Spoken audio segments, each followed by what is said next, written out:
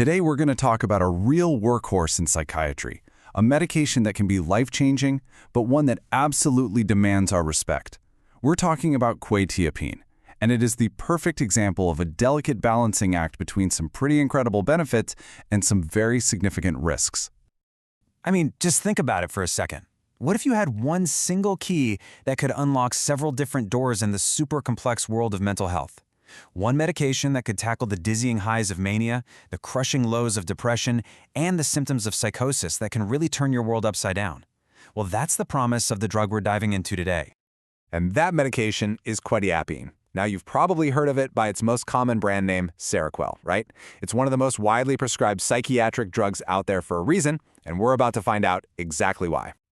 Okay, so what is this stuff exactly? Quetiapine is what's called an atypical or second-generation antipsychotic. And that word atypical is super important. It signals a huge shift away from the older first-generation drugs, mainly because it was designed to have a lower risk of causing those really awful, sometimes permanent movement side effects that were such a big problem back in the day. So how on earth does it manage to do all of that? Well, in the simplest terms, think of it like a master sound engineer for your brain's chemistry. It doesn't just flip one switch on or off. Instead, it's finally retuning a whole symphony of chemical signals to try and bring things back into harmony. And right here, you can see the core difference in how it works. See, the older antipsychotics would basically latch onto dopamine receptors and just not let go. It was a super tight grip, and that often led to those movement problems. Quetiapine, though, it binds much more loosely. It's more like a quick handshake. It does its job and then lets go. That subtle difference, plus its strong effect on serotonin, gives it a completely different, and for many people, a much more tolerable profile. The reason it's so versatile is because it's not a one-trick pony. It hits multiple targets. So blocking dopamine, that helps with psychosis. Blocking a specific type of serotonin receptor, well, that can help improve mood and even some of those tougher negative symptoms like feeling withdrawn. But then you have the other effects.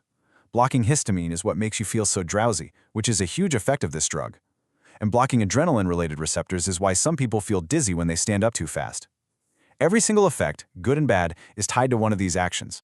So when a drug can do all of that, you can bet it's used for a whole range of different things. Let's dig into who this drug is actually for, both on the books and, well, off the books. So officially, if we look at what the FDA has given its stamp of approval for, there are three main areas. For schizophrenia, it's used both to get acute episodes under control and for long-term maintenance. For bipolar disorder, it's a big deal because it's one of the few drugs that can treat both the manic highs and the depressive lows.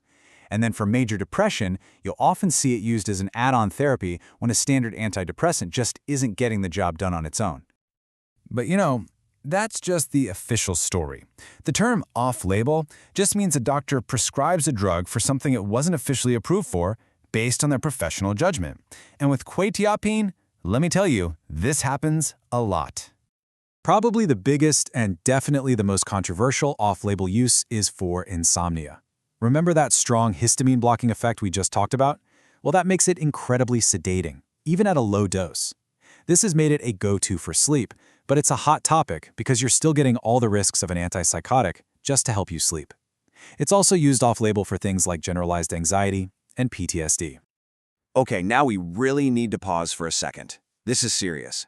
This is what's called a black box warning, and that's the FDA's highest level, most serious alert. It says, very clearly, that using antipsychotics like Quetiapine in elderly patients who have psychosis related to dementia is linked to an increased risk of death. This is an absolutely critical warning for doctors, patients, and their families to take into account. And that warning is the perfect lead-in to the other side of this balancing act. Because for all the good that it can do, Quetiapine comes with a pretty hefty list of potential risks and side effects that you absolutely have to manage carefully.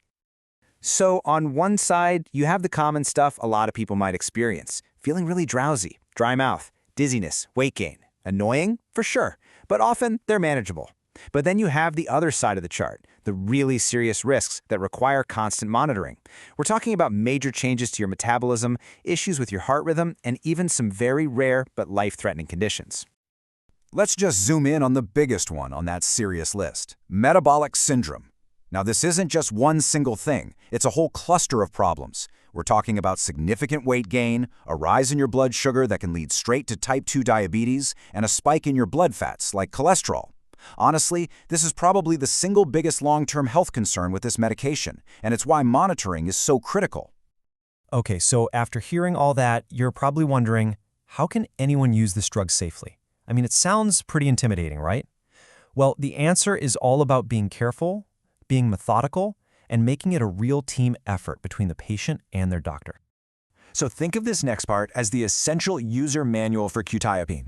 Because using it safely isn't about just hoping you don't get side effects. It's about knowing they're possible, watching out for them, and doing everything you can to minimize them. And it really breaks down into a 4-step process. First, doctors always start with a low dose to let your body get used to it. Then they slowly increase or titrate that dose over days or even weeks. The whole point is to find that sweet spot, the lowest possible dose that actually works. And this is so important, it doesn't stop there. Step 4, monitoring, is for the long haul. Regular checkups and blood tests are just not optional. And finally, let's go over some absolute non-negotiable safety rules. First, you never ever just stop taking this medication cold turkey. It has to be tapered off slowly with your doctor to avoid some nasty withdrawal. Since it's so sedating, you have to be really careful with alcohol or any other downers because the effects can multiply. It goes without saying, don't drive until you know exactly how this affects you.